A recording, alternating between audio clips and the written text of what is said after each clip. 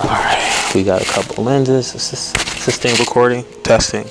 Oh, okay. So what I'm going to talk to you guys a little bit about today is the kind of cameras that you guys can get if you guys are interested in a photography or videography career. Now, the current camera that I'm shooting on right now is the Sony A6000, which is a great line. Some of the lower end models you can find for $300 up to $400, or you can even spend a little bit of money. I think it's about $500 for the Canon M50. That's a full frame camera, and I believe it shoots 4K at up to 30 frames per second, which is great. But that 4K and 1080p, a lot of you guys aren't even going to realize that difference anyway. A lot of the footage that you guys see on Instagram, if you ever seen an Instagram video, you said, hey, that's pretty clear. 9 times out of 10, it was probably shot in 1080p. Now, let's talk a little bit about lenses, which is something that you guys are going to want to invest in, especially if you plan on taking your production quality to the next level. This is a 35mm prime lens from a company called Newer. This probably ran me about 70 bucks. And this is probably one of my first starter lens. It's a full manual 35mm prime lens. What's prime? Now, if you don't know what prime is, for the people out there, prime is a fixed focal length that the lens is set at. You can't zoom with this lens, you can't zoom out with this lens. It's fixed at 35mm. Now, some of the Sony Alpha lines that I mentioned a little earlier, the A6000, those are, I think all of the Alpha lines, if I'm not mistaken, are crop sensor lenses, or they have crop sensors on them, excuse me. Now, what does crop sensor mean? Crop sensor basically means that, let's say this is a 35mm lens, for example. This will be the equivalent of about a 50mm lens, if I'm not mistaken. So this 35mm on a crop sensor is a 50mm lens. So what crop basically means is exactly what it sounds like, right? It takes an image and it crops it in. And how do you get that math is you take 35mm, right? And you multiply it by, I believe it's 1.5, and you'll get about 52 something. I think it's about 50. So this is the equivalent to a 50mm lens, let's say. Let's just round for the sake of this conversation.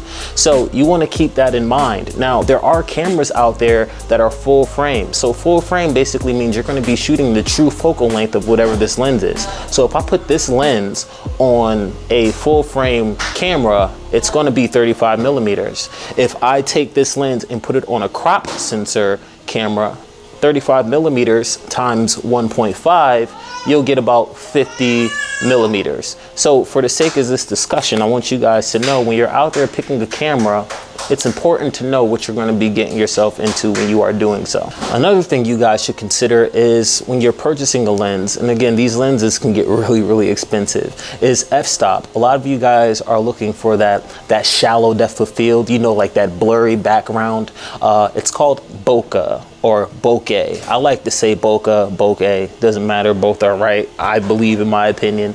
But the lower the f-stop number, for example, this lens has an f-stop number of 1.7. So the lower that f-stop number, the more shallower or the more blurry the background will be. So this is 1.7. I've seen some as low as like 0.5. Like, it gets crazy. Your subject will be tack sharp, but the background will be blurry. That's called bokeh. Another thing you guys should consider when you're purchasing a camera, or, you know, what are you going to be using it for? For example, I like to use, I do a lot of videography work, so I'm going to look for the best camera that's going to give me the best video result. Is it going to be good in low light? Can I use it at night? Does it have time lapse? Does it have, you know, the stuff that I like using whenever I'm doing video production? So both are different. There are some cameras that perform amazingly when they take pictures, and there's some cameras that perform amazingly when you do video. You'll just have to do your own independent research, and you'll have to choose accordingly. There are higher end cameras out there that do both. You might have to spend a little more money, but if you want good quality video and get quality picture, yeah, you can do both. You can even buy this Sony A6000. You won't even have to break the bank.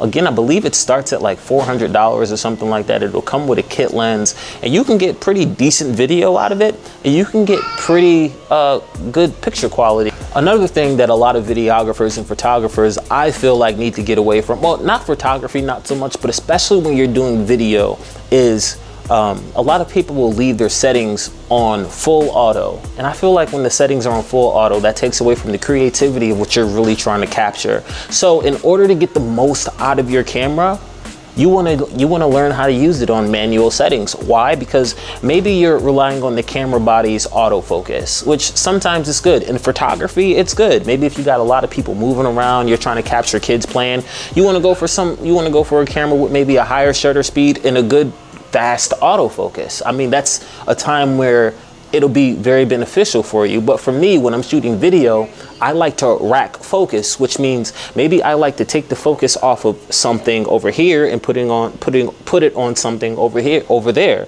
That's called racking focus. This camera has a pretty solid focal ring. All I would really have to do is kind of turn it this way, and then if I want to take the focus off of that, just redirect it and focus on something else. Now, if you want tack sharp focus, different cameras do different things. So maybe if you're not relying on the autofocus, what you want to look at is the fringing. So I have my settings on, for me to know that something's in focus, the outline of the body of the person will light up red. That way I know, okay, it's in tack sharp focus, I have good focus, I can continue accordingly. So maybe that's something that you want to consider when you're buying a camera. Well, that's going to wrap it up, guys. Those are a couple of things that I wanted to touch on as far as videography and photography tutorials. I'll cover more photography next time. I might cover a little more in-depth videography. If you guys have any questions, leave them in the comments below.